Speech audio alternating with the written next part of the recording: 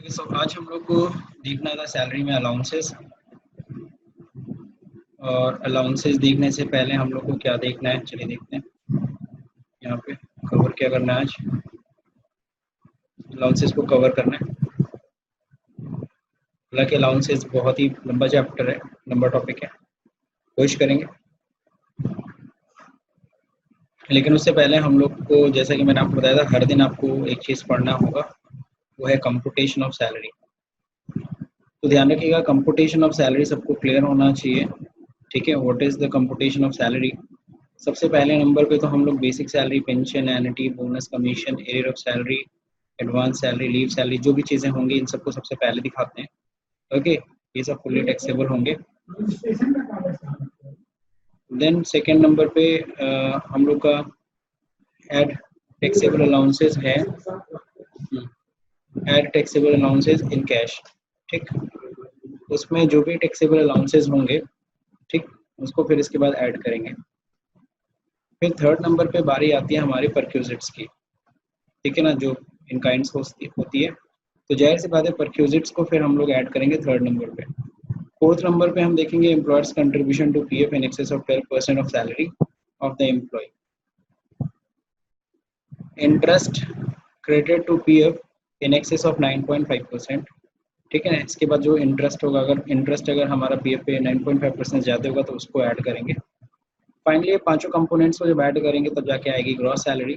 अब देखो, जरूरी नहीं कि पांचों कंपोनेंट्स हों ही, कोई एक कंपोनेंट्स नहीं भी होगा, कोई टेंशन नहीं है। तो जितने भी चीज़ें आपको दिख रही हैं लाइन बाय लाइन आप दिखाते चले जाइए और टोटल अमाउंट करिए, तो उसे ग्रॉस सैलरी बोलेंगे। उसमें से रिडक्शन हमें मिलता है अंडर सेक्शन 16 में। 16 में पहला है 1A, जिसमें हम लोग को कितना मिलता है, 50,000 का स्टैंडर्ड एक्शन मिलता है, जो सभी एम्प्लॉयज़ को मिलेगा। नेक्स्ट, चाहे वो गवर्नमेंट एम्प्लॉय चाहे नॉन गवर्नमेंट एम्प्लॉय। जबकि एंटरटेनमेंट अलाउंस जिसमें 16 की क्लॉज 2 में है, ये सिर्फ और सिर्फ ओनली गवर्नमेंट एम्प्लॉय को इसका रिडक्शन मिलता है, वो भी मैक्सिमम 5,000। थर्ड नंबर पे प्रोफेशनल टैक्स या एम्प्लॉयमेंट टैक्स, अगर कुछ अगर आपने अगर पे किया है तो उसको भी उसमें से लेस कर लीजिएगा ग्रॉस सैलरी में से। फाइनली ये तीनों अमाउंट लेस होगा जब ग्रॉस सैलरी में से, तब आएगा हमारा क्या, तब जाकर के हमारा आता है income chargeable under the head of salary, that means taxable salary. तो ये प्रोसेस आपको करना होगा। अब हम लोगों ने कल पहला basic salary, pension, bonus, commission, ये सब हम लोगों ने पढ़ लिया था। ठीक है, यानी फर्स्ट पॉइंट हम लोग का कंप्लीट हो गया था। नेक्स्ट सेकेंड पॉइंट बात करने वाले हैं हम लोग आज टैक्सेबल अलाउंसेस की। अलाउंसेस के बारे में हम लोग देखने वाले हैं। अलाउंसेस के बारे में हम लोग ने बेसिक चीज़ें हमने पढ़ी ली थी कि extra compensation paid by the employer apart from the salary.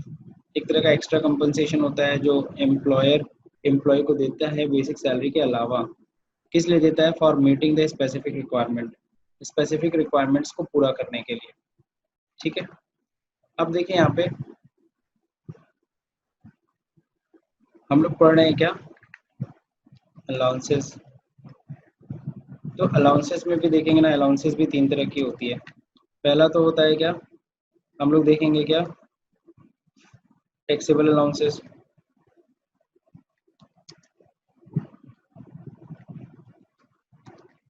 ठीक है, सेकंड नंबर पे क्या पढ़ेंगे हम लोग, मतलब एक सेकंड नंबर होता है एग्जाम्प्ट अलाउंसेस। ऐसे अलाउंसेस होते हैं जो एग्जाम्प्ट होते हैं। फिर एक अलाउंसेस होता है डिडक्टेबल अलाउंसेस।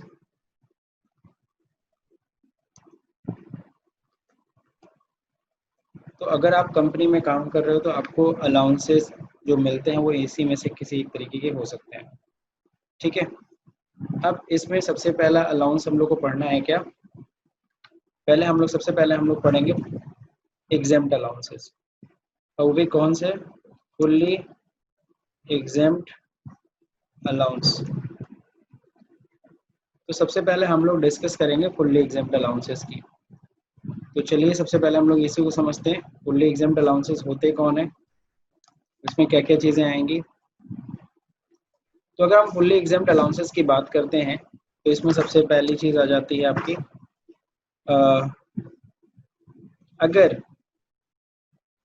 आप गवर्नमेंट एम्प्लॉय हैं और अगर फॉरेन में रह के अगर सर्विसेज दे रहे हैं, ठीक है, गवर्नमेंट एम्प्लॉय है ना, वर्क इन फॉरेन, ठीक है। कोई गवर्नमेंट एम्प्लॉय है, अगर वो फॉरेन में अपनी सर्विसेज दे रहे हैं, government employee provide his service in foreign country, ठीक है। तो ऐसे में ध्यान रखिए, अगर कोई भी गवर्नमेंट एम्प्लॉय है और अगर अपनी सर्विस फॉरेन कंट्री में प्रोवाइड कर रहा है, तो उस गवर्नमेंट एम्प्लॉय को जितना भी पेमेंट मिलेगा उसको हम लोग क्या कहेंगे, हाँ, government employee provide his service in foreign country, तो उसे जो भी अलाउंसेस मिलेंगे, जाहिर सी बात है अगर गवर्नमेंट एम्प्लॉय फॉरेन कंट्री में रह रहा है तो उसको वहाँ के खर्चों को बेयर करने के लिए, है ना, कुछ अमाउंट दिया जाएगा ना, एक्स्ट्रा कंपनसेशन देना पड़ेगा। तो जो भी एक्स्ट्रा कंपनसेशन उसको मिलता है दैट इज फुल्ली एग्जेम्प्ट, 1 रुपया टैक्सेबल नहीं होता है, ठीक है। फिर इसके बाद क्या होता है, allowances to high court and supreme court जज,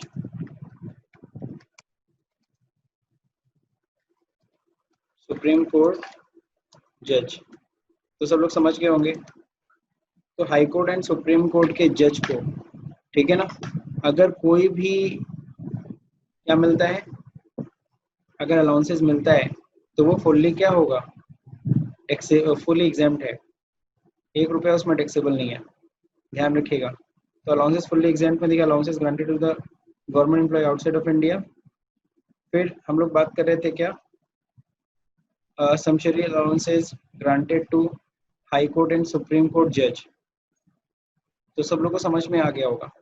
तो ये जो भी अलाउंसेस है पूरी तरीके से एग्जाम्प्ट है, यानी हाई कोर्ट और सुप्रीम कोर्ट के जजों को जो भी अलाउंसेस मिलते हैं सर जी, वो पूरी तरीके से क्या है, एग्जाम्प्ट है। अब क्या है, allowances paid bye United nation. Third number पे अगर हम लोग बात करें, सी, जो फुल्ली एग्जाम्प्ट अलाउंसेस है, अलाउंसेस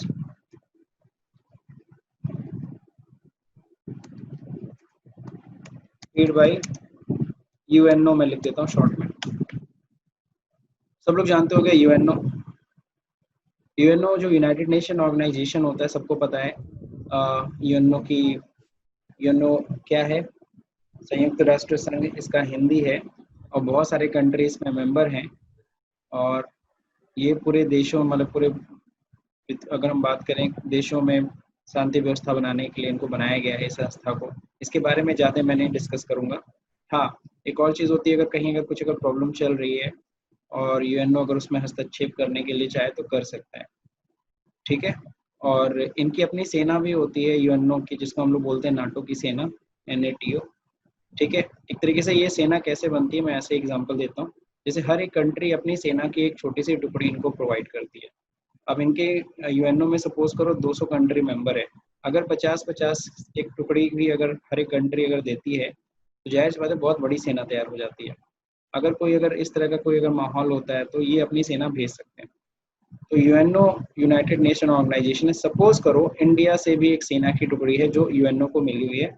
अब यूएनओ उनको अलाउंसेस दे रहा है या उनको कुछ पेमेंट कर रहा है, तो जो भी अलाउंसेस यूएनओ से उन एम्प्लॉयज़ को मिल रहा है, उन इंडियन एम्प्लॉयज़ को, तो वो पूरी तरीके से क्या होगा, एग्जाम्प्ट होगा, 100% एग्जाम्प्ट। यूएनओ से मिला हुआ कोई भी अलाउंसेस पूरी तरीके से एग्जाम्प्ट है, ध्यान रहे। अगला जरा देखिए कौन सा अलाउंसेस होता है जो फुल्ली एग्जाम्प्ट होता है। तो अगर हम इस चार्ट में देखें तो लिखा है कंपनसेटरी अलाउंसेस रिसीव बाय अ जज। इस बार देखो हाई कोर्ट सुप्रीम कोर्ट की बात नहीं किया, सीधे सीधे बोला अगर कंपनसेटरी अलाउंसेस अगर दे रहे हैं, कंपनसेटरी अलाउंसेस टू जज, तो अगर जजेस को कोई अगर कंपनसेटरी अलाउंसेस मिलते हैं तो वो भी पूरी तरह से एग्जाम्प्ट है। कई बार होता है कि जजों को डिसीजन देने के लिए, या फिर कह लो कोर्ट, कई बार क्या होता है कि जेल के अंदर भी सेट कर दिया जाता है, तो अब जाहिर बात जज को भी वहाँ जाना पड़ेगा, आना जाना, जो भी सब चीज़ों के जो भी कंपनसेटरी अलाउंसेस उसको मिलता है वो पूरी तरह से एग्जाम्प्ट है। जब कोई खतरनाक मुजरिम होता है तो उस केस में इस तरह की चीज़ें की जाती हैं, कोर्ट में उसे, उस अपराधी को नहीं लाया जा सकता है, तो सारा कोर्ट वहीं पे सज जाता है, ठीक है। ऐसा आप लोगों ने देखा भी होगा। बाकी राम रहीम जी के बारे में आपने सुना होगा, उनका जब हुआ था तो उनका क्या हुआ था, इसी तरीके से हुआ था ना, उसका जो भी केस चला था, हालांकि वो तो कॉन्फ्रेंस के थ्रू हुआ था जजमेंट, लेकिन कई बार होता है कि वहाँ जाना पड़ता है। तो जो भी कंपनसेटरी अलाउंसेस मिलेंगे जजों को वो पूरी तरीके से क्या है, एग्जेम्प्ट है। तो ये हम लोगों ने कंप्लीट कर लिया फुल्ली एग्जेम्प्ट अलाउंसेस। तो अगर हम सैलरी हेड पढ़ रहे हैं और उसमें अलाउंसेस पढ़ रहे हैं, तो अलाउंसेस में सबसे पहली चीज़ तो हमें ये पता होनी चाहिए कि ये 4 अलाउंसेस जो हैं वो पूरी तरीके से एग्जेम्प्ट है। अगर गवर्नमेंट एम्प्लॉय है, provide his service in foreign की जगह मैं लिख देता हूँ आउटसाइड इंडिया। ओके, तो ऐसे में पूरी तरीके से उसको जो भी अलाउंसेस मिलेंगे वहाँ के खर्चे को मीटअप करने के लिए पूरी तरीके से एग्जाम्प्ट है। हाई कोर्ट सुप्रीम कोर्ट को जो अलाउंसेस मिलते हैं पूरी तरह से एग्जाम्प्ट है। यूएनओ से जो अलाउंस अगर आपको मिल रहा है तो पूरी तरह से एग्जाम्प्ट है। कंपनसेटरी अलाउंसेस टू जजेस को तो वो पूरी तरीके से एग्जाम्प्ट है। चलिए यहाँ तक तो बात समझ में आ गई। इस एग्जाम्प्ट फुल्ली एग्जाम्प्ट अलाउंसेस में किसी को कोई अगर क्वेरी हो तो पूछ लीजिए।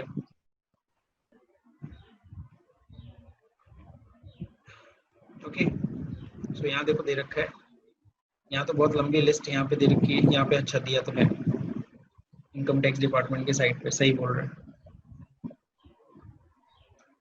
Okay, list of benefits available salaried person. अब देखो यहाँ पे एचआरए चिल्ड्रन एजुकेशन अलाउंस है, यहाँ पे हम लोग फुल्ली एग्जाम्प्ट की बात कर रहे हैं। तो यहाँ से देखो फुल्ली एग्जाम्प्ट अगर तुम उठाओगी तो पहला यहाँ पे साफ साफ दे रखा है फॉरेन अलाउंसेस और परक्यूजिट्स पेड और all owned by the government to his employees, है ना, an Indian citizen Yes. Posted outside of India. ये तो पहला वाला पॉइंट है जो हम लोग ने पढ़ा, दिख रहा है? Yes, sir. बड़ा कर दे Yes, रहा sir. हूँ। Okay, fully exempted allowances second number देखो क्या लिखा है, अलाउंसेस टू जज of high court and supreme court जज सब्जेक्टेड टू सर्टेन कंडीशंस, है ना। फिर fully exempt Yes, allowances sir. में देखो एक और चीज दे रखा है, following allowances and perquisites given to serving chairman member of UPSC. सही है, जो तुम्हारे सर ने बताया सही बताया। UPSC Yes, is sir. Exempt from tax. Value of rent free official residence हो गया, वैल्यू ऑफ कन्वेंस लिख, हाँ, facilities including the transport allowances, sanctuary allowances, leave travel concessions, ये सारा का सारा फुल्ली एग्जाम्प्ट अलाउंसेस होता है। किसको? Chairman and member of UPSC. Clear हो गया सबको? Yes, sir. इन सब का देखो इधर सेक्शन Yes, भी sir. लिखा है 10 की सबसेक्शन 45। तो इतना सेक्शन को आपको देखने की जरूरत नहीं है, वो डिपेंड करता है, आपको पता है सेक्शन तो आप फटाक से फाइंड आउट कर लोगे। देन एक और एग्जाम देखो, अलाउंसेस है, allowances paid by the UNO of its employee, है ना, तो ये भी क्लियर हो गया। और फुल्ली एग्जाम्प्ट अलाउंसेस में फुल्ली टैक्सेबल है। सर एक और है, हाँ बोलो। SAARC मेंबर्स के टीचर और प्रोफेसर्स को भी मिलता है। जो कि यहाँ पे लिखा है tax paid by the employer on perquisites not provided for by way of क्या है, monetary payments given to the employee. नहीं, ये तो परक्यूजिट्स के बारे में बात कर रहा है। अब सीधे परक्यूजिट्स आ गए। ये रिटायरमेंट बेनिफिट आ गया, रिटायरमेंट बेनिफिट पे हमें नहीं देखना है, डिडक्शन फ्रॉम सैलरी नहीं देखना है, हम लोग अलाउंसेस कवर कर रहे थे ना। Yes sir. फिलहाल ये इनकम टैक्स डिपार्टमेंट की यार फाइल है, अब इसमें जाहिर सी बात है जो भी दिया अपडेटेड है, इनकम टैक्स डिपार्टमेंट देख लो, और असेसमेंट ईयर 21-22 है, ठीक। यस। मेरे ख्याल से इसमें कोई डाउट तो है नहीं आप लोग को, तो मैं नोट्स में इंक्रीज नो कर सर। देता हूँ फुल्ली एग्जाम्प्ट अलाउंसेस में, ठीक।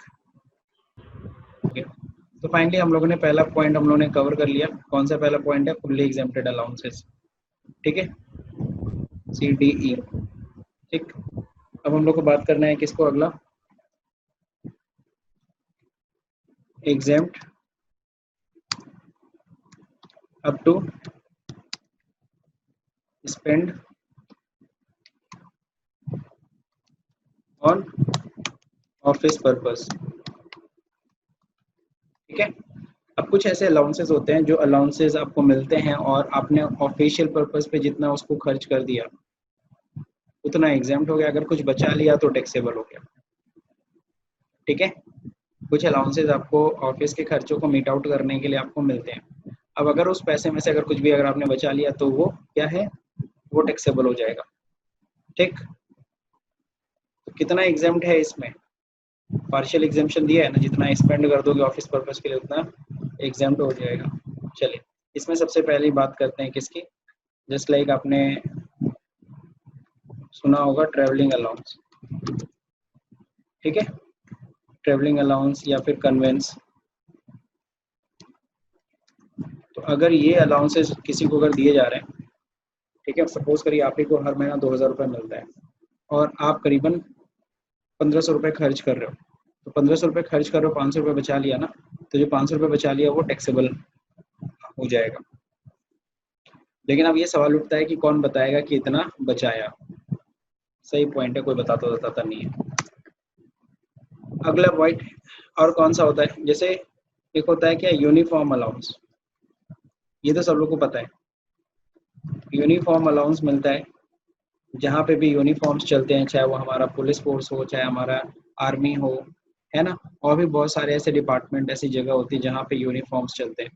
तो कंपनी या ऑर्गेनाइजेशन क्या करती है, उन्हें यूनिफॉर्म अलाउंसेस के रूप में सपोज करो साल भर का 50,000 रुपये दे रही है। ठीक है, अब अगर सपोज करो उसमें यूनिफॉर्म मेंटेन करने के लिए, ठीक है ना, उसकी साफ सफाई के लिए साल भर में सपोज करो 50,000 दिया आपने, 40,000 रुपये खर्च किया, 10,000 रुपये बचा लिया, तो वो टैक्सेबल हो गया। अब एक चीज बताओ तुम लोग, क्या कोई बताएगा क्या कितना बचा है? कोई नहीं बताएगा। ठीक है, तो ट्रेवलिंग अलाउंस, ट्रांसफर अलाउंस हो गया, सॉरी कन्वेंस अलाउंस हो गया, ट्रांसफर अलाउंस मैंने नहीं ऐड किया था, तो हम लोग पढ़ लेते हैं क्या ट्रांसफर अलाउंस। ट्रांसफर अलाउंस सब लोग समझते हैं कि नहीं समझते हैं? कई बार होता है एम्प्लॉयज़ का ट्रांसफ़र कर दिया जाता है कि चलिए आप दिल्ली हैं, आप चले जाइए यहाँ से, कहाँ पे, कानपुर चले जाइए, कानपुर में इस समय ज़्यादा बवाल मचा हुआ है, तो आपको कानपुर भेज दिया, तो कानपुर जैसे ही आपका ट्रांसफ़र होगा तो जाहिर सी बात है आपको सारा सामान वामान लेके शिफ्ट करना पड़ेगा ना, तो उसके लिए ट्रांसफ़र अलाउंसेस मिलता है। अब अगर सपोज करो आपको 30,000 रुपीज़ ट्रांसफ़र अलाउंसेस मिला है, आपने 25,000 रुपये में ही अपना सारी शिफ्टिंग करा ली, 5,000 रुपये बच गया, भाड़ा से 25,000 रुपये लगा, तो जाहिर सी बात है वहाँ पे 5,000 रुपये टैक्सेबल हो जाएगा। लेकिन जाहिर से आप क्या करोगे, आप बिल आप 30,000 का बनवा लोगे ताकि पूरा खर्चे में दिख जाए, तो ऐसा होता है। ठीक है, कोई नहीं इसमें बताता है कितना पैसा बचा है, क्योंकि बताएगा तो उस पर टैक्स लग जाएगा। अब अगला पॉइंट जो देखते हैं, कन्वेंस अलाउंस हो गया, ट्रांसफर अलाउंस हो गया, ट्रेवलिंग अलाउंस हो गया, फिर एक डेली अलाउंसेस होता है। तो जो डेली अलाउंसेस हैं, डेली अलाउंसेस सब लोग समझ रहे हैं? डेली अलाउंसेस जो मिलता है, बहुत सारे अधिकारियों को मिलता है डेली अलाउंसेस, नेताओं को मिलता है डेली अलाउंसेस, हर दिन के खर्चे को मीट आउट करने के लिए। ठीक है, तो डेली अलाउंसेस जो भी मिलते हैं उसमें जितना भी आपने खर्च कर दिया और एग्जेम्प्ट बचा लिया तो टैक्सेबल। अब हम लोग बात करेंगे डेली अलाउंसेस के बाद कौन सा अलाउंसेस है, हेल्पर अलाउंस। हाँ, helper allowance. Now what is helper allowance? Helper allowance अगर आपको समझना है तो ऐसे समझा सकते हैं, जैसे BSNL वाले पहले थे ना, आप लोग के घर में लैंडलाइन लगा था कभी? Yes sir. ठीक है, तो लैंडलाइन जब सर लगा, हमको नंबर भी याद है। क्या था? 250615, ये मेरे घर का था और मेरे नानी के घर का था 252773। धन्यवाद। मेरे घर का नंबर था 225 18 63। हाँ, तो कहने का मतलब अब वो सब तो कनेक्शन तो सब। 0551 आगे कोड था। अच्छा, हाँ, बट लोकल में नहीं जरूरत होती थी। तो कहने का मतलब है, ये जो बात हो रही है किसकी, लैंडलाइन नंबर जो आप लोग पास लगा होगा, तो याद होगा जब कभी कभी लैंडलाइन का पे प्रॉब्लम होती थी। ठीक है, तो कभी कभी क्या होता था, लैंडलाइन के कनेक्शन में कुछ इश्यूज आ जाते थे, तो आप लोग बुलाते थे, कंप्लेन करते थे। जैसे आज के समय में आप लोग बिजली का कंप्लेन करते हो, उस टाइम पे आप कंप्लेन करते थे किस चीज़ का, कि लैंडलाइन में मेरे मोबाइल में कुछ प्रॉब्लम, मेरे सॉरी फ़ोन में कुछ प्रॉब्लम है, तब वो लोग आते थे। तो इंजीनियर एक आता था, याद होगा, एक मुच्छड़ होता था, वो आता था सही करने के लिए, तो वो एग्जैक्टली इंजीनियर है। जो आके आपका फोन लैंडलाइन क्या करता था, सही करता था, तार और देखता था कहीं कुछ कटा फटा तो नहीं ना है, ठीक। अब क्या है, बीएसएनएल वाले इंजीनियर तो अपॉइंट करते हैं, लेकिन अब जाहिर सी बात है उसको पोल पे चढ़ना पड़ता था, तो उसके लिए उसको सीढ़ी चाहिए थी। अब वो सीढ़ी वो लेके आता नहीं था, सीढ़ी खुद तो उठाएगा नहीं, तो एक बंदे को रखता था जो उसका सीढ़ी उठाता था। बीएसएनएल वाला, बीएसएनएल सीढ़ी उठाने के लिए किसी को अपॉइंट नहीं करती थी, वो बल्कि अपने इंजीनियर को दे देती थी एक अलाउंस, हेल्पर अलाउंस, कि भाई देखो ये पैसा ले लो, अगर तुम्हें कहीं भी आना जाना पड़ा एक बंदे को तुम हायर कर लेना, मजदूर को पकड़ लेना उस दिन और सीढ़ी उसी से उठवाना। बात कुछ समझ में आई कि नहीं आई? आई सर। इसको हम लोग कहते थे हेल्पर अलाउंस। फिर पता है कुछ दिन बाद क्या हुआ,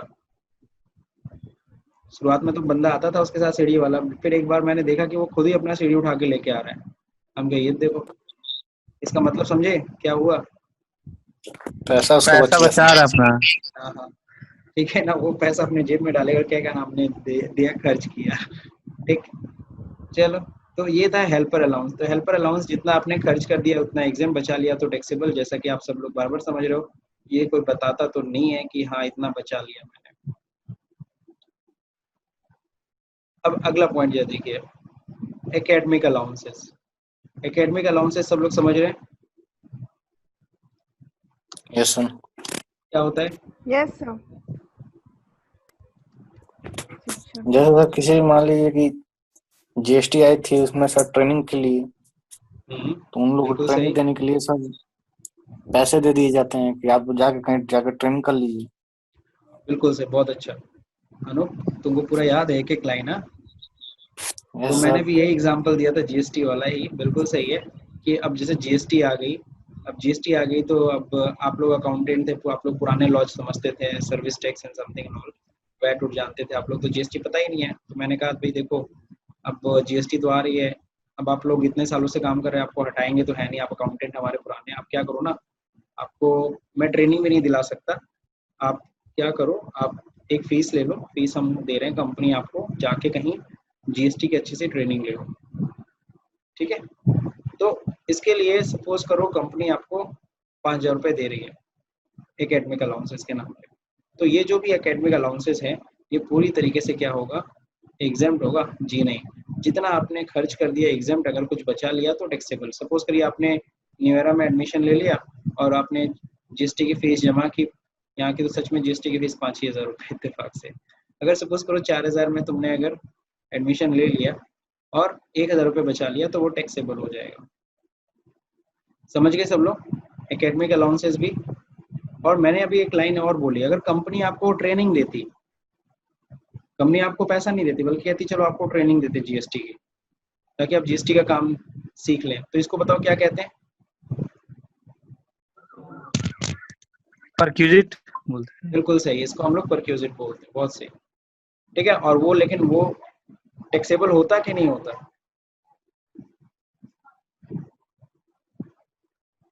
ये भी कोई बता दो।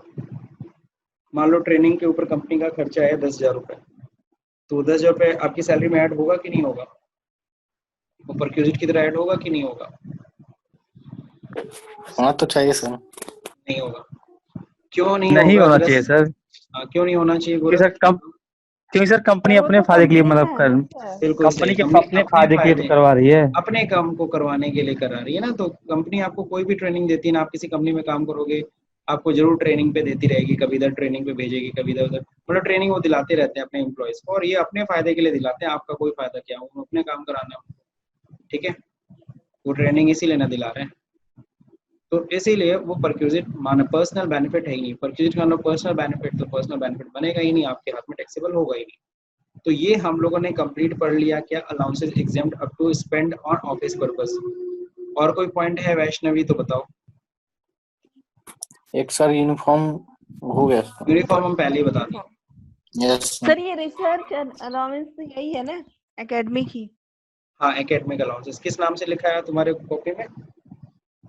सर रिसर्च अलाउंस लिखवाए थे। अच्छा, रिसर्च अलाउंसेस, चलो रिसर्च अलाउंसेस ऐड कर लेते हैं।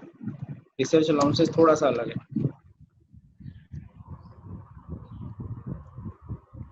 देखो रिसर्च अलाउंसेस होता क्या है, जस्ट लाइक आप हमारे जैसे आप किसी विभाग में जिसमें भी काम कर रहे हो, आप प्रोफेसर हो, आप मान लो यूनिवर्सिटी में आप प्रोफेसर हो और आप बायो पे काम कर रहे हो या फिर मेडिसिन पे के आप प्रोफेसर हो या जो भी जिस भी मेडिकल लाइन के प्रोफेसर हो, आपसे बोला गया है कोरोना का एक उसका वैक्सीन डेवलप करने के लिए समथिंग, उसके रिसर्च पे आपको लगाया गया है और उसके लिए आपको कुछ अलाउंसेस दिए जा रहे हैं कि ठीक है आप अपना रूटीन काम तो देखते हैं, साथ ही साथ इस रिसर्च में भी आप अपना योगदान दीजिए और इसके लिए मैं आपको अलाउंसेस दे रहा हूँ इतना। अब बात समझ में आया कि नहीं आया? आया सर। तो वो रिसर्च अलाउंसेस जो भी मिलेगा, जितना आपने उस काम के लिए खर्च कर दिया, अब तुमको वैक्सीन बनाने के लिए तुमको कुछ कुछ चीज़ें खरीदनी पड़ती हैं, है ना, कुछ केमिकल खरीदना पड़ेगा, कुछ क्या क्या चीज़ें खरीदनी पड़ेंगी, कौन कौन सी मेडिसिन, तो उसके लिए पैसा कहाँ से आएगा? तो उसके लिए आपको रिसर्च अलाउंसेस दिया तो जा रहा है ना इसी काम के लिए कि आप ये सब करिए। अब उसमें जितना बचा लोगे उतना टैक्सेबल खर्च हो गया तो एग्जाम। थर्ड नंबर, अब हम लोग थर्ड पॉइंट की तरफ बढ़ा जाए। ये सबको समझ में आ गया ना? Allowances exempt up to yes a sir. certain on office purpose। इसमें वो सब नहीं ना, वार्डन अलाउंसेस भी है क्या? नो सर, बस इतना ही था। चलो ठीक है, बढ़िया। अब देखो थर्ड नंबर पे हम लोग को क्या पढ़ना है, exempt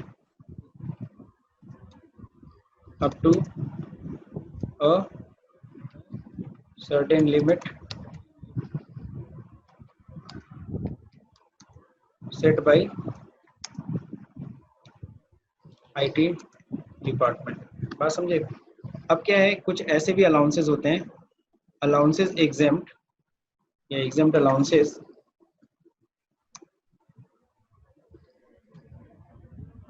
ठीक है। तो exempt allowances up to a certain limit set by IT department, यानी इनकम टैक्स डिपार्टमेंट ने सेट कर रखा है कि भैया देखो अगर ये अलाउंसेस मिल रहा है तो इतना exempt होगा, इससे ऊपर जितना भी मिलेगा वो टैक्सेबल है। तो इसमें देखिए सबसे पहली चीज क्या आती है, सबसे पहले आती है चिल्ड्रन एजुकेशन अलाउंस।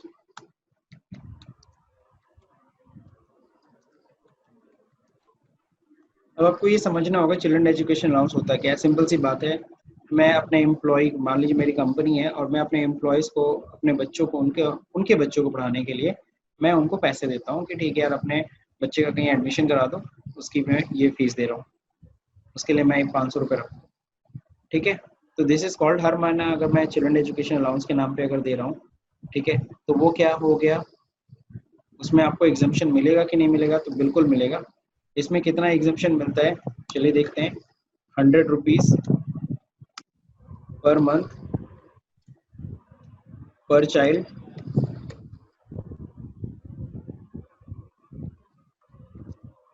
ठीक है ना, पर मंथ पर चाइल्ड, मैक्सिमम 2 चिल्ड्रंस।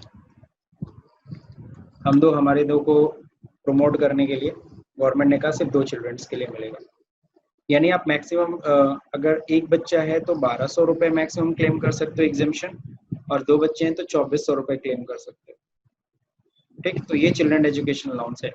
आपकी कंपनी, अब यहाँ पे देखो एग्जांपल भी मैं तुरंत में यहाँ पे समझा देता हूँ, ठीक है। अगर आपकी कंपनी है, आपकी कंपनी 500 रुपये पर बच्चे पे दे रही है, ठीक है ना, आपके पास एक ही बच्चा है, तो 500 रुपये अगर दे रही होगी तो 12 के हिसाब से कितना हो गया, 12 महीने का 6000 रुपये आपको मिल रहा है। तो ये तो 6000 रुपये आपको कंपनी से मिल रहा है। अब इसमें एग्जाम्प्ट कितना होगा आपको पता है, इसमें एग्जाम्प्ट होगा 100 रुपये, 12 महीने का इतना एग्जाम्प्ट होगा, तो बाकी टैक्सेबल अमाउंट हो गया, यानी 6000 में 1200 माइनस कर लो, 4800 रुपये तुम्हारी सैलरी में ऐड होगी, ये टैक्सेबल है, टैक्सेबल अमाउंट ये है। और अगर यहीं पे कंपनी 500 रुपये और तुम्हारे पास 2 बच्चे होते हैं, है ना, कंपनी दे रही है दोनों बच्चों के लिए 12 महीने के 12,000 रुपये, और आपको पता है मैक्सिमम एग्जाम्पशन आप कितना क्लेम करोगे, 100 रुपये 2 बच्चों पे, है ना, 12 महीने का 2400। अब बताओ टैक्सेबल कितना हुआ? कंपनी तुम्हारी अच्छी है, कंपनी तुम्हारी कहती है कितने बच्चे हैं, 3 बच्चे, तीनों बच्चों का लो, तुमको मैं तीनों बच्चों पे 500 रुपये दे रहा हूँ हर महीना, ये 12 महीने लो, 18,000 रुपये। लेकिन आपको पता है तब भी एग्जाम्पशन कितने का मिलेगा आपको, एग्जेम्पशन 2400 से ज्यादा नहीं मिलेगा, 2 ही बच्चों का एग्जेम्पशन मिलता है, 2 से ज्यादा बच्चों पे एग्जेम्पशन नहीं मिलेगा। यानी अब बताइए टैक्सेबल अमाउंट कितना हुआ, 18,000 माइनस 2400, 15,600। क्लियर हो गया? ये तीनों एग्जाम्पल समझ में आया ना?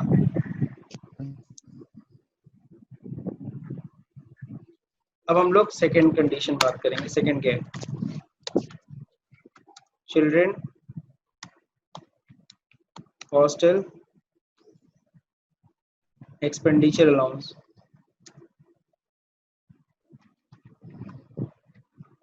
ठीक है, अगर कंपनी आपको, अब सपोज करिए आप ऐसी जॉब करते हैं कि आपको बच्चे को हॉस्टल में रखना पड़ेगा या हॉस्टल में आप करा रहे हो, तो कंपनी ने कहा ठीक है कोई दिक्कत नहीं है, आप हॉस्टल एक्सपेंडिचर अलाउंसेस मैं आपको दूंगा आपके बच्चे के लिए।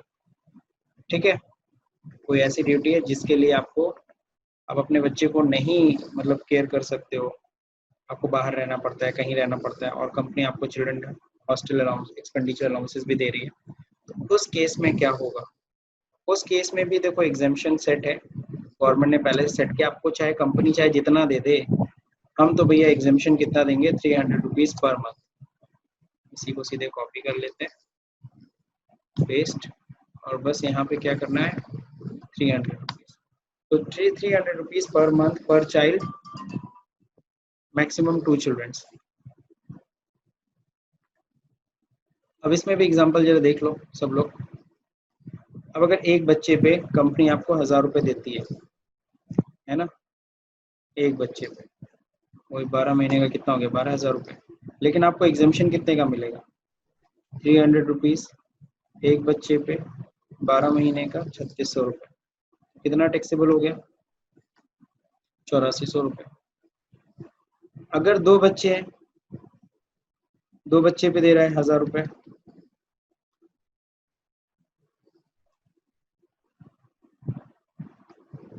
तो कितना टैक्सेबल होगा, सबको पता है, एक बच्चे पे 3600 था,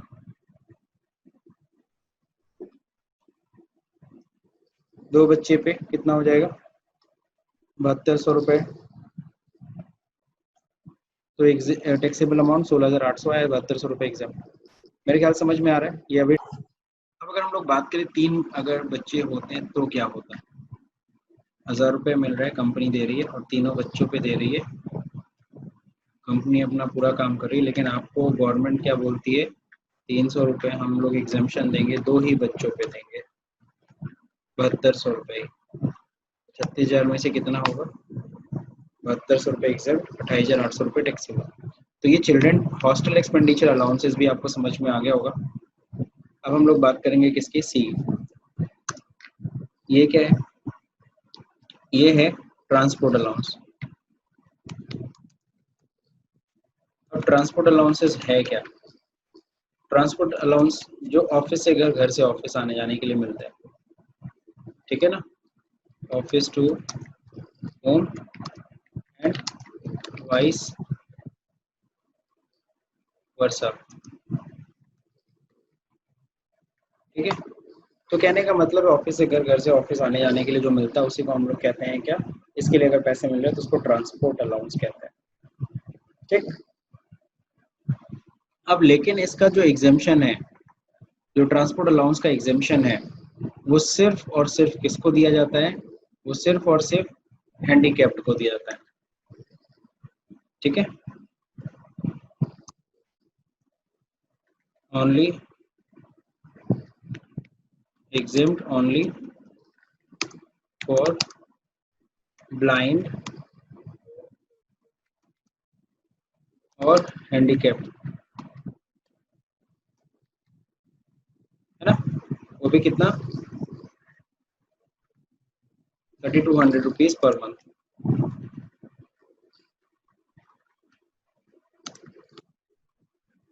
तो 3200 रुपीज पर मंथ, ठीक है ना, एग्जेम्प्ट है ओनली फॉर ब्लाइंड और हैंडीकैप्ड। ब्लाइंड की स्पेलिंग सही लिखा है ना मैंने, 3200 रुपये पर मंथ एग्जेम्प्ट होगा, उससे ज़्यादा मिलेगा तो टैक्सेबल। अगर आप हैंडीकैप नहीं है और ब्लाइंड नहीं है और आपको अगर ट्रांसपोर्ट अलाउंस मिल रहा है तो पूरी तरह से टैक्सेबल है। अगर आपको हर महीना मिलता है कितना 5,000 रुपये मिलता है, तो जाहिर सी बात है उसमें 3200 रुपये माइनस कर लीजिए, 3200 रुपये एग्जाम्प्ट है, बाकी का टैक्सेबल होगा। लेकिन अगर आपको कितना मिलता है, अगर आपको सपोज करो कंपनी से 3,000 रुपये दे रही है, ठीक है ना, तो 3,000 रुपये दे रही है, तो आपको एग्जाम्पशन कितने का मिलेगा जल्दी बताइए। 3,000 का पूरा 3,000 एग्जाम्प्ट हो गया। पूरा मिलेगा सर। हाँ, यानी फुल एग्जाम्प्ट हो गया, कहीं कुछ टैक्सेबल अमाउंट नहीं है, ठीक है, नो टैक्सेबिलिटी। तो ये था exempt allowances up to a certain limit set by IT department. ये 3 अलाउंसेस बेसिकली मेन हम लोग को देखने हैं। होने के लिए तो और भी कई हैं, ट्राइबल अलाउंसेस भी है, हिल एरिया अलाउंसेस भी होता है, बट उस पर उतना ज़्यादा फोकस नहीं करो। आप अगर और डिटेल में जाना चाहते हो तो आपको पता है ये इनकम टैक्स की साइट है ही, आप बस यहाँ पे लिखते हो और यहाँ पे लगभग सारी डिटेल्स आ जाती है, ठीक है। ये देखो यहाँ पे दे रखा है स्पेशल कंपनसेटरी अलाउंसेस है hilly area subject to certain condition and location, है ना। Amount exempt from tax varies from 300 per month से लेकर के 7,000 रुपये पर मंथ तक का एग्जाम्पशन होता है, लेकिन अलग अलग एरिया के लिए है अलग अलग अमाउंट। बॉर्डर एरिया अलाउंसेस में देखो उसमें भी एग्जाम्पशन है, 200 पर मंथ से लेकर के 1300 पर मंथ तक का एग्जाम्पशन है, लेकिन अगेन वही है सर्टेन कंडीशन एंड लोकेशन। किसी लोकेशन के लिए 200 रुपये पर मंथ एग्जाम्पशन होगा, किसी लोकेशन पे 1,000 रुपये होगा, किसी लोकेशन पे 1300 होगा।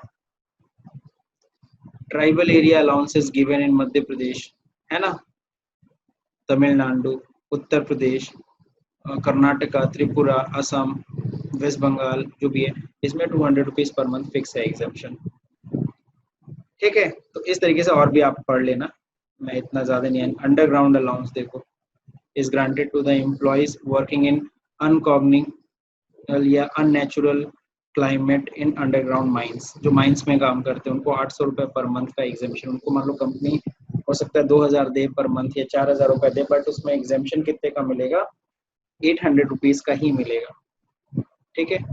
तो ये आप यहाँ पे डिटेल्स में जाके पढ़ सकते हो, लेकिन मेनली आप इस पे फिलहाल फोकस करो क्योंकि ज़्यादातर आपको ये केसेस देखने को मिलेंगे। सो अब हम लोग को क्या डिस्कस करना है, हम लोगों ने क्या क्या पढ़ लिया, जो देखो यहाँ पे ध्यान से, हम लोगों ने फुल्ली एग्जाम्प्ट अलाउंसेस कवर कर लिए। फुल्ली एग्जाम्प्ट अलाउंसेस के बाद फिर हम लोगों ने क्या कवर किया, अलाउंसेस एक exempt up to spend on office purpose, यानी कि ऐसे अलाउंसेस जितना हमने ऑफिस पर्पस पे खर्च कर लिया, एग्जाम्प्ट बचा लिया तो टैक्सेबल। फिर हम लोग ने पढ़ा क्या, exempt allowances up to a certain limit set by IT department. अब हम लोग को जो पढ़ना है वो क्या है, HRA, that means house rent allowances. तो हाउस रेंट अलाउंस में क्या होता है ना, हाउस रेंट अलाउंस में कभी फुल्ली टैक्सेबल हो जाएगा, कभी फुल्ली एग्जाम्प्ट हो जाएगा, कभी पार्शियली कुछ हिस्सा उसका एग्जाम्प्ट होगा, कुछ हिस्सा टैक्सेबल होगा। तो इसमें हम लोग कह सकते हैं कई बार हमें क्या मिलता है, पार्टली, अगर हम इसको अगर कैटेगरी में बांटना चाहें तो कौन सी कैटेगरी होगी इसकी, पार्टली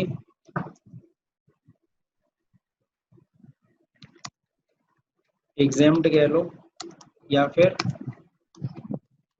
पार्टली या पार्शियली टैक्सेबल अलाउंसेस, ये इसमें आ जाएगा। समझिए सब लोग। तो अगर HRA की बात करें तो HRA क्या होता है, पार्टली एग्जाम्प्ट, या फिर क्या कह सकते हैं, पार्टली टैक्सेबल अलाउंसेस कह सकते हैं इसको। तो यहाँ तक सबको मेरे ख्याल से समझ में आ रहा होगा। अब हम लोग को देखो क्या पढ़ना है, HRA। अब HRA में एग्जाम्पशन कैसे मिलता है, तो इसमें एक फॉर्मूला बनाया गया, लीस्ट ऑफ द फॉलोइंग। मेरे ख्याल से HRA के बारे में मुझे बताने की जरूरत नहीं है। HRA क्यों मिलता है, आपको कंपनी ने कहीं ऐसी जगह पोस्ट दिया जहाँ पे आपका खुद का मकान तो है ही नहीं, और आपको ऐसी जगह काम करना पड़ रहा है, तो रहेंगे कहाँ पे, तो आपको रहने के लिए कंपनी आपको कुछ पैसे दे रहा है कि जाके कहीं किराए का मकान लेके रह लो। तो ये जो पैसे मिल रहे हैं, मान लो कंपनी आपको 6,000 रुपये दे रहे हैं, आपका रेंट कहीं 5,000 रुपये वाला मकान ले लिए, तो आपको ऐसा तो है नहीं कि पूरा एग्जाम्पशन मिलेगा, कुछ तो टैक्सेबिलिटी बनेगी। इवन तो आपको 6,000 मिल रहा है, आपने 7,000 रुपये भी खर्च कर रहे ना, तब भी आपको फुल्ली एग्जाम्पशन नहीं मिलता। तो चलिए देखते हैं इसको। इसमें एक फॉर्मूला है, उस फॉर्मूले पे आपको एग्जाम्शन दिया था। अगर एचआरए अगर आपको मिल रहा है तो एग्जाम्शन देखो कैसे मिलेगा। List of the following is exempt, 3 point है, फर्स्ट सेकेंड थर्ड, इन तीनों में से जो कम होगा। सबसे पहले आप देखो क्या, actual HRA receive by from company, तो कंपनी से आपको कितना एचआरए मिल रहा है। सबसे पहला तो ये अमाउंट चेक करो, ठीक है। फिर इसके बाद होता है क्या, 50% और 40% ऑफ सैलरी, ये देख लो, ठीक है। तो यहाँ पे आप अपनी सैलरी का 50% और 40% करना। सवाल उठता है सर कब 50% होगा, कब 40% होगा। तो 50% कब होगा, in case of metro city. अगर मेट्रो सिटी है तो क्या करोगे, 50%। 40% किस केस में होगा, in case of others, other city sir. Other समय, other than metro city you can say. तो अदर देन मेट्रो सिटी है तो 40% है। अब बताओ हैदराबाद क्या है, मेट्रो सिटी है कि नॉन मेट्रो सिटी है, जल्दी बताओ। नॉन मेट्रो सिटी है सर। लखनऊ, नहीं, अरे दादा लखनऊ में मेट्रो चलता है। दिल्ली है सर, दिल्ली मुंबई। हाँ सही बता रहे हैं आप लोग, बिल्कुल सही, एग्जैक्टली। कई बार बच्चे सर मुझे से दिल्ली कहते मुंबई हैं, कोलकाता चेन्नई। हाँ बिल्कुल सही, ये 4 सिटी है बस मेट्रो सिटी में आते हैं, ध्यान रहे। कई बच्चे मेरे से कहते हैं सर सर लखनऊ में भी तो मेट्रो चलती है, तो भी तो मेट्रो सिटी है। नहीं, इस तरीके से मेट्रो सिटी नहीं। भारत में बेसिकली 4 ही मेट्रो सिटी है, दिल्ली, कैलकाटा, चेन्नई, और एक कौन सा है, मुंबई। मुंबई। मुंबई सर। ये 4 हमारे मेट्रो सिटी है। अगर इन 4 जगहों पे अगर आपको एचआरए मिल रहा है तो आप 50% ऑफ योर सैलरी करिएगा, और अगर इनके अलावा कहीं भी हो तो सीधे 40% ऑफ सैलरी करिएगा, ठीक है। थर्ड नंबर क्या होगा, आप देखिए रेंट पेड कितना आप कर रहे हो, उसमें से माइनस कर देना 10% ऑफ सैलरी, ठीक है। तो ये फॉर्मूला है। तो list of the following is exempt, आप देखो एक्चुअल एचआरए कितना मिल रहा है कंपनी से आपको, अपनी सैलरी का 50% या 40% कर लीजिए, और लास्ट में रेंट पेड कितना हम किराया दे, आप कितना किराया देते हो उसमें से माइनस कर लो अपनी सैलरी का 10%। इन तीनों अमाउंट में से जो कम होगा वही एग्जाम्प्ट होगा। लेकिन एक इम्पॉर्टेंट पॉइंट भी आपको ध्यान देना है, पता है क्या, ठीक है। इन एचआरए सैलरी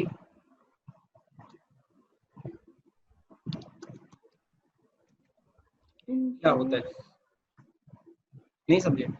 जब हम एचआरए कैलकुलेट कर रहा हूँ, एचआरए में देखो यहाँ पे कह रहा है 50% या 40% ऑफ सैलरी करना है, या 10% ऑफ सैलरी करना है। तो ये सैलरी किस चीज़ का, सिर्फ बेसिक सैलरी का 10% या 40% करना है, कि basic salary plus DA plus और भी जो चीज़ें मिलेंगी वो सबको जोड़ करके होगा, कैसे होगा।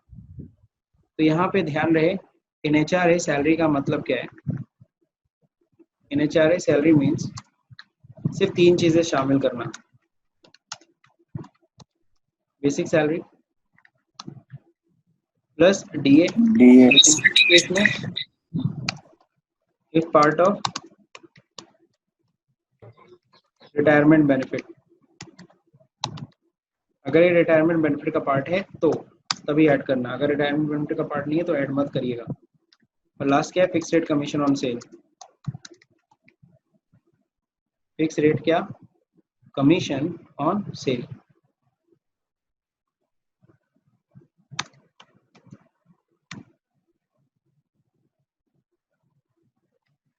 तो ये बात सबको समझ में आ गई। Yes sir. ये इंपॉर्टेंट पॉइंट था कि ये भाई यहाँ पे हमको पता है सैलरी का 50 या 40% वाली सैलरी में क्या क्या चीज़ें आएंगी। सब 3 चीज़ें आएंगी, basic salary, dearness allowance, if part of retirement benefit है तो fix rate commission on sale, ठीक। अब इस पे एक एग्जांपल करते हैं तब ज़्यादा समझ में आएगा। एग्जांपल स्टडी किया जाए तो चलिए देखिए, एग्जांपल है यहाँ पे आप लोगों को दिख रहा होगा। Mr. Akash is working in a ABC company and his salary detail are as follow. Basic salary इनको कंपनी से मिल रहा है 20,000 रुपये पर मंथ। डीए इनको मिल रहा है डीएनएस अलाउंस महंगाई भत्ता 10,000 रुपये पर मंथ। एचआरए इनको 5,000 रुपये पर मंथ मिल रहा है। ही पेड रेंट इन गोरखपुर सिटी, ये गोरखपुर में किराए का मकान लेके रह रहे हैं और 6,000 रुपये किराया देते हैं। ठीक है, तो कंपनी इनको एचआरए 5,000 दे रही है, हालांकि इनका किराया जो है वो 6,000 रुपये पर मंथ है। कायदे से तो पूरा एग्जाम्प्ट हो जाना चाहिए क्योंकि 5,000 मिल रहा है जबकि इसको 6,000 देना पड़ रहा है, बट ऐसा नहीं है। ठीक है ना, इसमें यहाँ पे फॉर्मूला हम लोग चेक करेंगे, फॉर्मूले से एग्जाम्प्ट एचआरए निकाला जाएगा। Now calculate exempt HRA and taxable salary. कह रहा है दो चीज आप पता लगा लो इस डिटेल से। आपको पहला चीज तो एग्जाम्प्ट एचआरए निकालना है, कितना एचआरए एग्जाम्प्ट है। दूसरा नंबर कितनी टैक्सेबल सैलरी है। चलिए देखते, नीचे देखो हम लोग कंप्यूट करेंगे, कंप्यूटेशन ऑफ टैक्सेबल सैलरी। तो याद है सबसे पहले नंबर पे बेसिक सैलरी दिखाते हैं, तो 20,000 रुपये एक महीने का, तो 12 महीने का 2,40,000 रुपये हो गया। डीए एक महीने का 10,000, तो 12 महीने का 1,20,000 हो गया। एचआरए रिसीव कितना हुआ इसको पहले अंदर दिखाते हैं, 60,000 रुपये। एक महीने का 5,000, तो 12 महीने का कितना मिला 60,000। लेस करेंगे एग्जाम्प्ट एचआरए, लेकिन एग्जाम्प्ट एचआरए निकलेगा कैसे। एग्जाम्पशन निकालने के लिए देखो यहाँ वर्किंग नोट किया गया। ठीक है, और वर्किंग नोट जो देखो, सबसे पहले तो हम लोग सैलरी निकाल लेते हैं क्योंकि सैलरी तो निकालना पड़ेगा ना पहले, क्योंकि 40% करना है। तो इन एचआरए सैलरी मतलब क्या होता है। सैलरी मीन्स देखो यहाँ पे निकाला गया है 3,60,000। कैसे, अरे भाई बेसिक सैलरी प्लस डीए। अब डीए के आगे कुछ लिखा तो है नहीं कि रिटायरमेंट बेनिफिट का पार्ट है कि नहीं है, लेकिन हम कुछ नहीं दिया तो हम मान लेते हैं कि वो रिटायरमेंट बेनिफिट का पार्ट है। ठीक है, तो 3,60,000 हो गया। List of the following 40% of salary, salary का 40% होगा क्योंकि गोरखपुर सिटी है, तो सैलरी का 40% कर लिया, कितना आ रहा है 1,44,000। 3,60,000 का 40% 1,44,000 रुपये हो गया, 1,44,000। एक्चुअल एचआरए रिसीव कितना हुआ है 60,000। 5 महीने 5,000 रुपये हर महीना मिल रहा है, तो 60,000 हो ना, 12×5 = 60। नाउ नेक्स्ट क्या है, rent paid minus 10% of salary. तो रेंट देखिए दिया कितना है इसमें, अगर हम ऐसे समझाते हैं, रेंट इसने दिया है 6,000 रुपये पर मंथ। 6,000 रुपये के हिसाब से 12 महीने का कितना हुआ 72,000 रुपये माइनस 10% ऑफ सैलरी। इसका 10% कितना होगा 36,000 रुपये। तो 72,000 में से 36,000 जब माइनस होगा तो कितना बचेगा 36,000 ही आएगा। तो यहाँ देखिए 36,000। अब तीनों में से कौन कम है, ध्यान दीजिए। 1,44,000, 60,000, 36,000, कौन कम है 36,000। 36,000। तो एग्जैक्टली एग्जाम्प्ट एचआरए हुआ 36,000। तो देखिए यहाँ पे एचआरए मिला था इनको 60,000 रुपये, इसमें से 36,000 एग्जाम्प्ट कर लीजिए। टैक्सेबल अमाउंट कितना है 24,000 रुपये। फाइनली टैक्सेबल सैलरी इन तीनों को जब जोड़ेंगे तो इनका ग्रॉस सैलरी आ रही है 3,84,000। अब इसमें 16 आइए, 16(1)(a) में इनको कितना मिल जाएगा 50,000 का डिडक्शन मिल जाएगा। बाकी एंटरटेनमेंट अलाउंस कुछ था नहीं, प्रोफेशनल टैक्स कुछ था नहीं, तो फाइनली 3,34,000 टैक्सेबल सैलरी आ गई। तो टैक्सेबल सैलरी भी आ गई, एग्जाम्प्ट एचआरए हम लोगों ने यहाँ पे निकाल ही लिया। सबको समझ में आया? Yes sir. कोई प्रॉब्लम, कोई क्वेरी किसी नो को? सर। चलो ठीक है, आप लोग यानी सारी बातें समझ में आ गई। अब मैं आप लोग से Yes, sir. क्वेश्चन पूछता हूँ।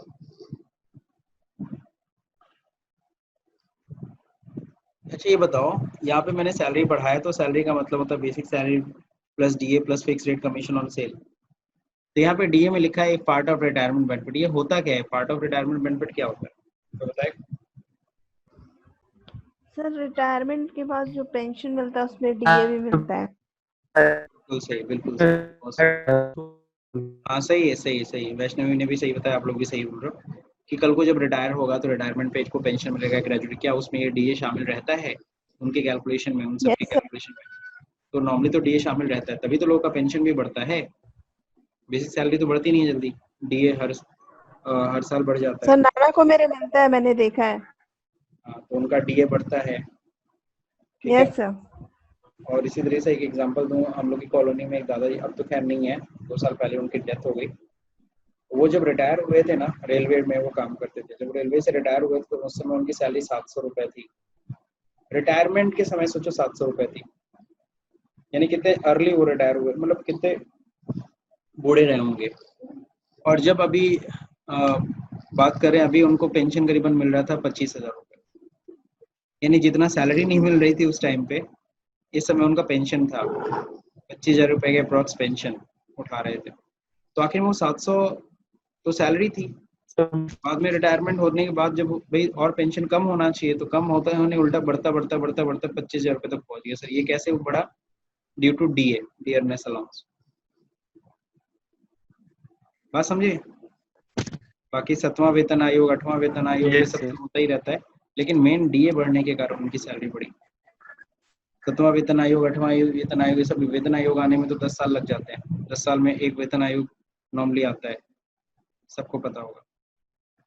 तो बस कंफ्यूजन मत रखिए, कोई भी क्वेरी हो तुरंत करिए। बहुत अच्छी बात है कि आप लोगों को समझ में आ रहे हैं पॉइंट्स। अब इसी पे आप लोग के लिए एक छोटा सा होमवर्क मैंने रेडी कर रखा है, आप लोग करके दिखाइएगा कल, या व्हाट्सएप कर सकते हैं सॉल्व करने के बाद मुझे। ये है, ये क्वेश्चन है आपका। Miss Pooja is working in Gallant Steels Limited, okay, his salary details are as follow. Basic salary है ये, डीए है ये, इनको एचआरए मिलता है 10,000 रुपये महीना। ही पेड रेंट इन कोलकाता सिटी 12,000 रुपये पर मंथ। ये कलकत्ता में नहीं रह रही है, ठीक है। Now calculate exempt HRA and taxable salary. तो इसी तरीके से कुछ सॉल्व करना है आपको, कंपुटेशन भी करना है, वर्किंग नोट में आपको ये एचआरए वाला एग्जाम्पशन भी दिखाना है। स्क्रीनशॉट ले लीजिए, ठीक है। तो मेरे ख्याल से आज आप सभी लोग को इतना पॉइंट समझ में आया होगा, कहीं कोई यस दिक्कत? Sir. No sir. Okay sir. ठीक है, तो क्लास ओवर की जाए। Yes sir. जाते जाते मैं एक ये बता दे रहा हूँ कि मैन इंश्योरेंस पॉलिसी का बड़ा वो था। प्रॉफिट इन लिeu ऑफ सैलरी में कंपनसेशन टर्मिनेशन वाली बात हो रही थी, तो प्रॉफिट इन लिeu ऑफ सैलरी में कीमैन इंश्योरेंस भी आता है। तो कीमैन इंश्योरेंस होता क्या है, मैं ऐसे समझा दे रहा हूँ, ठीक।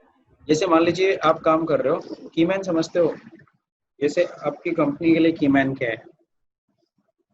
तो कीमैन का मतलब क्या होता है? Important person. इम्पोर्टेंट पर्सन जिसके रहने पर मेरे बिजनेस में काफ़ी अच्छा प्रॉफिट हो रहा है। अगर कल को वो इम्पोर्टेंट पर्सन हमारे कंपनी से चला जाता है तो कहीं ना कहीं हमारे बिजनेस पे, हमारे प्रॉफिट पे असर पड़ेगा, ठीक है। अब वो पर्सन कैसे कैसे जा सकता है? सर दो तरीके से। पहला, इस वजह से जा सकता है। दूसरा, ठीक है, छोड़ के चला गया, इन द सेंस वो कहीं और अच्छी अपॉर्चुनिटी उसको मिल गई तो मेरे यहाँ से छोड़ के चला गया। लेकिन चाहे वो जिस भी तरीके से जाए, even though death, even though left, किसी भी तरीके से वो जाए, फाइनली नुकसान मेरा ही है होगा। अब सवाल उठता है सर कीमैन कौन हो सकता है? हु, ठीक है ना, हु विल बी कीमैन? कौन हो सकता है भाई, कोई बताएगा? कंपनी में नॉर्मली कौन कीमैन हो सकता है? कंपनी, मान लीजिए हमने कंपनी का जो मैनेजर रखा है वो हमारा मैनेजर है जिसकी वजह से इतना बिजनेस आ रहा है, या फिर हो सकता है क्या हमारा अकाउंटेंट या सेल्समैन है हमारा, वही सबसे ज़्यादा सेल्स करता है। कोई भी हो सकता है सर, कोई भी एम्प्लॉय हमारे लिए कीमैन बन सकता है। यू नो, बैकबोन जो हमारी कंपनी का है, उसकी वजह से पूरा बिजनेस चल रहा है हमारा। अगर वो चला जाएगा तो काफ़ी हद तक हमारी कंपनी को नुकसान होगा, या फिर कह लो प्रॉफिट हमारी काफ़ी रिड्यूस होगी, अफेक्ट पड़ेगा हमारे। यहाँ तक बात सबको समझ में आ गया? Yes sir. अब सपोज करिए वो हैं कौन? मिस्टर राहुल है, जो हमारी कंपनी में इम्पोर्टेंट पर्सन है। एक भी बंदा हो सकता है, दो भी। अब मैंने क्या कर रखा है, मैंने इनका, अब सपोज करो हमारी कंपनी का नाम है गैलेंट स्टील्स लिमिटेड, ओके। अब क्या हमारे यहाँ जो कीमैन है एग्जैक्टली वो है कौन? मिस्टर राहुल है। तो कंपनी ने क्या किया, इनका इंश्योरेंस कराया। किसने किया? गैलेंट स्टील ने। गैलेंट स्टील ने राहुल का इंश्योरेंस कराया कि राहुल चाहे जिस भी तरीके से जाए, कल को अगर कंपनी से वो जाते हैं तो इंश्योरेंस कंपनी से हमें ये पैसा मिले, ताकि वो नुकसान जो हुआ उसकी वजह से, उसके जाने की वजह से उस नुकसान की कुछ भरपाई हो। तो गैलेंट स्टील ने राहुल का करीबन सपोज करो 50 लाख का इंश्योरेंस किया है। कितने का? 50 लाख का। उसका अच्छा एक चीज बताओ, जो 50 लाख का इंश्योरेंस कराया तो उसका प्रीमियम कौन देगा, बता सकते हो?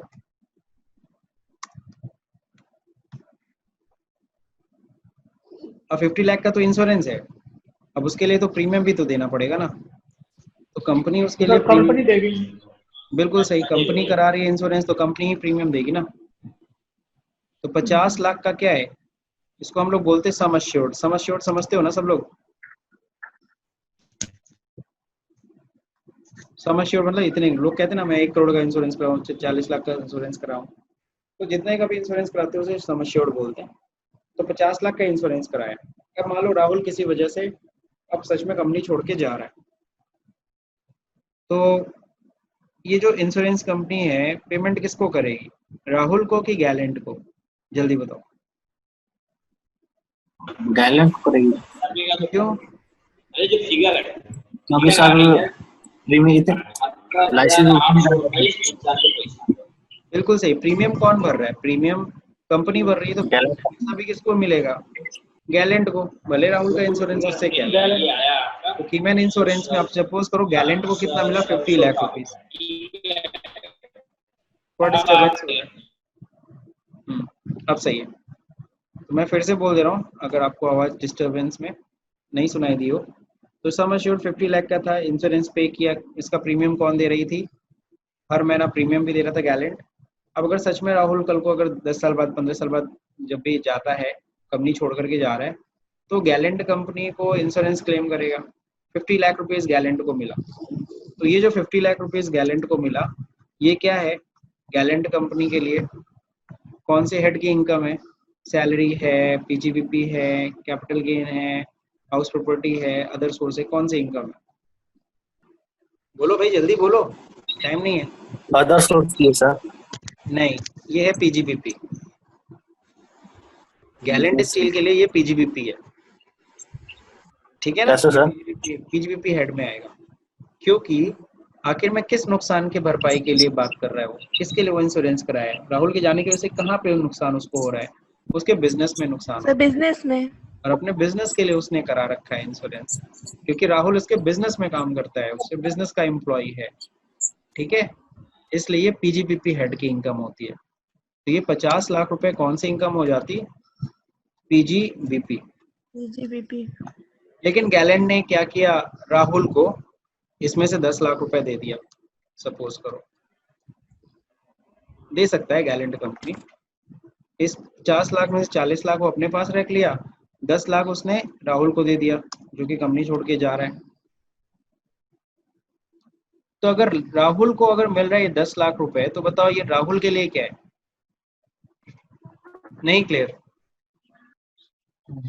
वैष्णवी नहीं सर क्लियर? अदर सोर्स की इनकम हो सकती है। सर अदर सोर्स होगा, सर अदर सोर्स। देखो कौन सी हेड? सैलरी। सैलरी, क्योंकि राहुल इस कंपनी में क्या है, एम्प्लॉय है। राहुल तो उस कंपनी में काम करता है ना, और राहुल को किससे मिल रहा है? अपने एम्प्लॉयर से मिल रहा है। एम्प्लॉयर से आपको कुछ भी मिले, किसी भी नाम से मिले, उसको हम क्या बोलेंगे? सैलरी। सैलरी सही है सर, सैलरी। समझे ना? तो ये सब है। इसी तरीके से होता है क्या, कॉन्ट्रैक्टर और किसके बीच में? कॉन्ट्रैक्टी। कॉन्ट्रैक्टर कॉन्ट्रैक्टी को दे रहा है काम। इसी तरीके से होता है क्या, एजेंट। कंपनी अपने एजेंट्स को देती है कमीशन, उन एजेंट्स के कारण उनका बिजनेस चलता है। LIC कंपनी बहुत सारे, तो उन सब के केस में भी ऐसा ही है, वो हम लोग देखेंगे। लेकिन कीमैन इंश्योरेंस का बेसिक कंसेप्ट तो सबको क्लियर हो गया ना? What is keyman? Keyman insurance होता क्या है, ये तो समझ में आ गया। कीमैन मतलब की पर्सन। सो आज की क्लास हम लोग यहीं पे और कर रहे हैं। मेरे ख्याल से आप लोगों को समझ में आ गया हो। कंप्यूटेशन में हमने अलाउंसेस लगभग पढ़ लिए हैं। अलाउंसेस में एक अलाउंसेस रह गया है जो हम लोग कल डिस्कस करेंगे। आज के लिए इतना काफ़ी है। So today's class is over.